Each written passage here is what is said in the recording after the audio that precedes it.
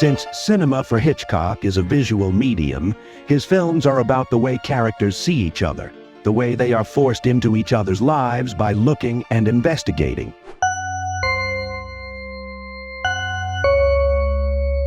We, as viewers, are deeply involved in this, as the film leads us to share the characters' perspectives.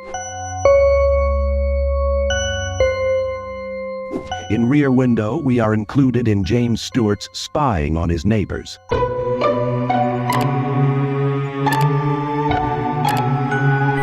But Hitchcock does not stop there.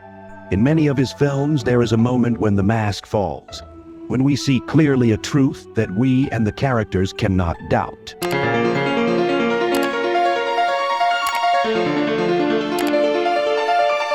Rear Window is about a murder witnessed by a photojournalist who spends his time spying on the neighbors in the apartment across the street from his window because his leg is in a cast.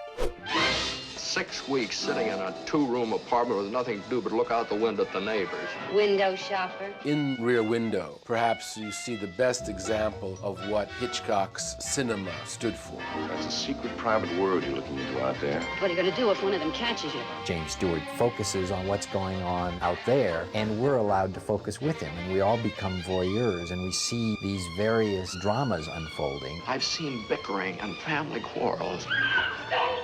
Watching the events through the eyes of the photographer, the audience believes that the neighbor across the street is a notorious murderer.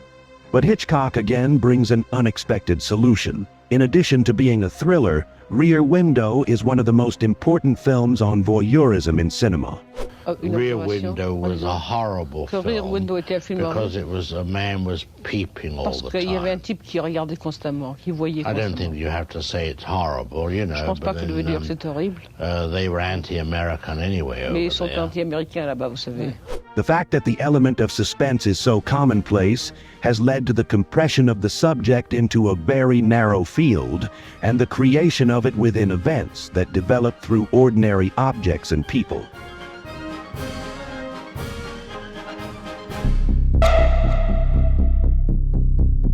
In Rear Window, when Lisa enters the house of a suspected killer, Jeff, who is watching her, sees the killer coming home but cannot do anything to warn or save her. Come on, get out of there. There is nothing Jeff can do for Lisa. The viewer is looking at the scene from Jeff's point of view and is equally helpless on behalf of Lisa.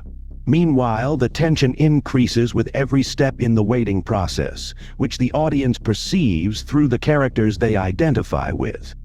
Jeff's leg is in a cast, and it is impossible for him to save Lisa. This further increases the conflict in the audience, and the tension of all these scenes is tied to an obstacle like the cast on Jeff's foot.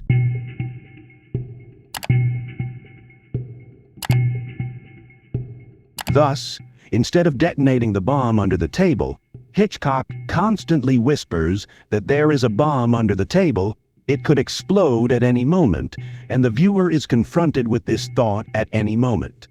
Hitchcock describes this situation with the concept of Mcguffin, and this is the most distinctive feature of his cinema. In fact, the Mcguffin object often has no significance. But in this way he keeps the viewer's attention in the movie and manipulates their emotions. At the same time, the tension is kept under perfect control, creating an intense desire for participation on the part of the viewer. The element of tension is thus transferred to a more internal and moral level, to the gaze and to more psychic processes, to desire and, in fact, to a kind of trauma, to repressed emotions. In fact, what is desired is for the viewer to release the unconscious and pursue desires that he or she is not consciously aware of.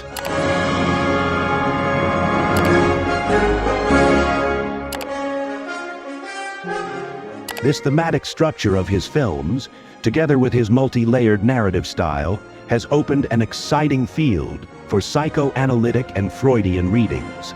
The clever handling of these psychological elements can also be read as a naive criticism of the American dream capitalist system through obsessive and imperfect characters. Beneath the deceptively reassuring face of the bourgeois world, something seems to be going wrong. In fact, all these middle-class relations and value judgments, which are perceived as too perfect for ordinary life, are not at all what they seem. As the old woman in Rear Window says when she finds her little dog drowned, "Everyone is lying. Why can't we love each other?" Did you kill him because he liked you? Just because he liked you? In a way, this question shows how fakey these overperfected lives are, how they are built on balances that are very vulnerable to being broken at any moment, how underneath these glossy statuses and roles there are many tendencies that need to be hidden, that can lead to ostracism. It is the deviant element, or the visible but not easily detectable stain of a crime, that will expose this.